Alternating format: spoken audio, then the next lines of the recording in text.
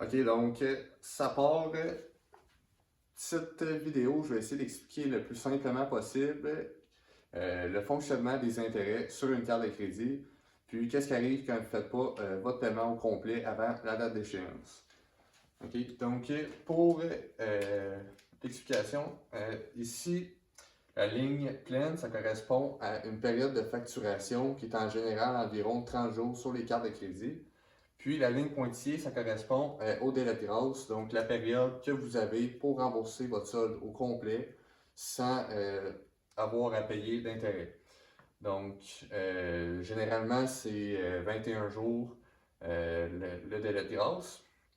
Donc, ça, c'est qu'est-ce qui est en pointillé. Puis, entre la ligne pleine et le pointillé, on a donc le reçu que vous recevez, donc la banque ou l'institution qui vous dit le montant que tu dois avant telle date pour pas avoir d'intérêt. Donc, dans notre exemple, j'ai pris un achat le 15 janvier. Faites un achat de 100$ sur votre carte de crédit. Donc, c'est de l'argent que vous empruntez, par exemple, à une banque. Puis, le 1er février, donc, vous recevez votre relevé. Il vous dit, donc, vous devez rembourser 100$. Vous avez jusqu'au 21 février. Maintenant, qu'est-ce qui arrive si le 21 février, vous n'avez pas fait le paiement du tout ou vous avez fait qu'un paiement partiel, donc vous n'avez pas payé 100$ au complet? En fait, comment ça va fonctionner, c'est qu'à partir du 22 février, ils ne vont pas calculer l'intérêt d'une journée parce que vous êtes en retard d'une journée. Non, ils vont calculer l'intérêt à partir de la date d'achat, donc à partir du 15 janvier. Là, règle générale sur les cartes de crédit, moi j'ai pris un taux donc, ça va être environ des taux annuels de 20%. Donc, pour calculer l'intérêt, qu'est-ce qu'on fait? On fait le 20%, donc qui est le taux annuel. On le divise par 365, puis on a notre taux donc, quotidien. Donc, ils vont calculer à partir de la date d'achat un taux d'intérêt quotidien qui, bien souvent sur les cartes de crédit, là, ça va être des taux composés quotidiennement. Donc, dans ce cas-ci, ça serait, disons, ils calculeraient, et aussi un peu, pour mieux le voir, là, vous êtes en retard, l'intérêt, là, quand il va être calculé sur votre prochain relevé. Donc, on va le faire en bleu. Disons le 1er mars, là, ça va être ça la question, combien vous allez avoir? OK, vous n'avez pas fait le paiement, dans notre exemple, on n'a pas fait le paiement du tout. Là. Donc, l'intérêt va être calculé du 15 janvier au 1er mars. Et donc, pour le calculer, ils vont utiliser un taux quotidien, donc composé quotidiennement. Donc, ici, disons, comme ça, tous les jours, ils composent. Ensuite, ici, ça, c'est tout l'intérêt, donc, ils calculent tous les jours. Le 1er mars, vous allez recevoir, donc, votre nouvelle facture qui va, donc, encore une fois, vous indiquer combien vous devez à la banque. Ici, vous allez recevoir, j'ai fait le calcul à peu près, là, 102,50. Donc, le 2,50 qui correspond à l'intérêt à partir du 15 janvier jusqu'au 1er mars, puis le 100$, donc l'achat que vous n'avez pas fait du tout sur votre, que vous n'avez pas du tout remboursé sur votre carte de crédit. Donc, maintenant, le 10 mars, on va dire que vous faites le paiement complet, donc sur votre carte, ici 102,50.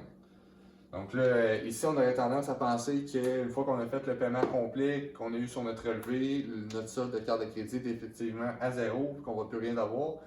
Mais finalement, du 1er mars au 10 mars, vous avez toujours, c'est le délai ici, là, vous n'avez toujours pas fait le paiement au complet. Là. Donc, l'intérêt pendant 10 jours va se calculer quotidiennement, encore une fois, composé quotidiennement, du 1er mars au 10 mars. Donc ici, il y a de l'intérêt qui s'accumule. Puis sur votre prochain relevé, le 1er avril, vous allez avoir l'intérêt qui s'est accumulé ici, qui va être, que vous allez recevoir aussi sur votre relevé. Donc, dans notre exemple, on n'a fait aucun autre achat. Donc, on va dire sur 102,50 pendant 10 jours, là, ça, je n'ai pas calculé, on va dire que ça aurait fait 80 sous. Un chiffre de même. Là. Et là, une fois que vous allez avoir remboursé ce 80 sous-là, donc encore une fois avant la date maximale due, vous avez remboursé le 80 sous. Maintenant, Donc là, votre solde de carte de crédit est définitivement à 0,0. Donc, au final, là, qu'est-ce qu'il y a à retenir de ça? Donc, une fois que vous êtes en retard, que vous n'avez pas fait votre paiement au complet, que vous recevez donc votre relevé, puis avant la date de paiement, jusqu'à la date de paiement due, vous n'avez pas fait votre paiement au complet ou vous ne l'avez pas fait du tout, l'intérêt va commencer à se calculer à partir de la date d'achat et aussi, donc l'intérêt va commencer à se calculer à partir de la date d'achat. Très souvent, c'est un taux composé quotidiennement. Puis, que ça va vous prendre aussi, qu'est-ce qu'il y a à retenir, c'est que ça va vous prendre 2 paiements complets pour rembourser le solde, puis que la carte soit vraiment à 0. Donc voilà, c'est pas mal ça pour la carte de crédit. Donc c'était pour voir un petit peu comment ça fonctionnait les intérêts. On peut voir que une carte de crédit, ça ne pardonne pas vraiment. Là. Les intérêts sont calculés, c'est assez intense. Hein. C'est tous les jours, donc ça coûte assez cher. Des fois, il peut exister d'autres solutions que je peux peut-être faire d'autres vidéos sur ces autres produits-là qui existent. Là. Parfois, on peut aller consolider une dette de carte de crédit avec un prêt personnel. Sinon, il existe des marges de crédit aussi qui souvent ils ont des taux plus bas. Donc, quelques solutions comme ça. Donc, voilà, c'est tout pour la vidéo d'aujourd'hui. J'ai quelques idées qui pourraient s'en venir sur la chaîne, donc je ne sais pas encore si ça va se réaliser. Mais on verra bien. Donc, sur ce, si jamais vous avez aimé la petite vidéo, vous pouvez laisser un petit like. Après, je ne m'attends pas qu'il y ait grand monde qui regarde cette vidéo-là, mais quand même, vous pouvez la partager si ça vous tente, puis laisser un j'aime. Donc, voilà, c'est ciao.